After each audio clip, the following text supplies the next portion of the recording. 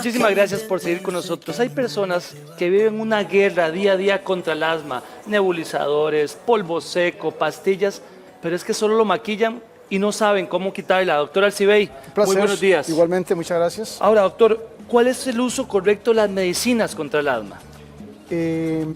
Dado que la vía aérea, que es esta tubería que vemos acá, Todo esto que está aquí. este tubo que es la tráquea y esto que son los bronquios, esa es, la tubería lleva el aire de la misma manera que el agua de la casa va por la tubería. Si la tubería está obstruida, el agua no llega a la casa. Igual, si la tubería está obstruida en los bronquios, el aire no llega. Entonces, ¿dónde se obstruye realmente esto, doctor? se obstruye ¿Puede marcar con generalmente, todo? sí, en los bronquios principales. Ahí. Y en los bronquios pequeños. Ah, Estos se llaman los bronquios, estos se llaman los bronquiolos. Estas son vías grandes, estas son vías pequeñas. Cuando ocurre la crisis asmática, realmente el proceso es de ambos lados y en toda la tubería. Es un proceso difuso. ¿Cuándo hay que nebulizar? Que dicen, ya no aguanto, váyase al hospital. ¿Cuándo hay que nebulizar? Cuando el uso del inhalador no es suficiente para resolver el problema y el paciente está en una crisis. En ese caso, el broncodilatador, que es el medicamento, digamos, para tratar crisis fundamental, es mejor darlo nebulizado que darlo con inhalador. Es necesario meter varios medicamentos, nebulizador, una pastilla, polvo seco, esta bombita. Se utiliza, en las crisis se utilizan dos clases de broncodilatadores, ¿verdad? Que tienen efectos sinérgicos, ¿verdad? Para tratar de abrir rápidamente y de manera eficaz la tubería. En ese caso, nosotros preferimos usar no solo un broncodilatador, sino usar dos broncodilatadores. Doctor, sin embargo, perdón. Sí. El problema del asma no es solamente que la tubería está cerrada, no es solamente que hay una obstrucción como se nota acá, ¿verdad? Que esta es la vía aérea, el tamaño normal, el diámetro, y aquí está evidentemente reducido. Y tapado totalmente. Y tapado, y esto es moco que se forma, que obstruye mucho más la tubería. Pero el problema fundamental del asma es que es una enfermedad inflamatoria. Pues parte del tratamiento, tanto de mantenimiento como de la crisis, es desinflamar la tubería. No es solamente dar un broncodilatador que abra, porque al rato se vuelve a cerrar cuando pasa el efecto del medicamento y se vuelve a obstruir. Es fundamental, básico, crítico para el paciente con problema asmático, quitar el proceso inflamatorio de la pared.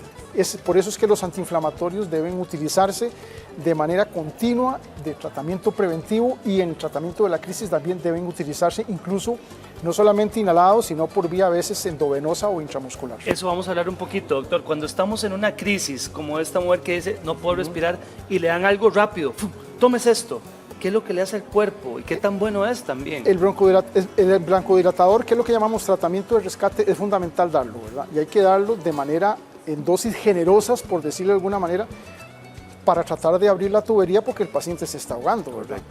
Pero el tratamiento que le va a resolver el problema a la crisis no es solo el broncodilatador, hay que utilizar el antiinflamatorio. Hay que utilizar el antiinflamatorio, que ya le digo, puede ser inhalado, o si está muy cerrada la tubería, puede ser mejor por vía inyectada o tomada, con la idea de que se desinflame la tubería y entonces se abra el bronquio. Entonces, el tratamiento de la crisis requiere no solamente el uso del medicamento broncodilatador, sea inhalado o sea nebulizado, sino también el uso del antiinflamatorio.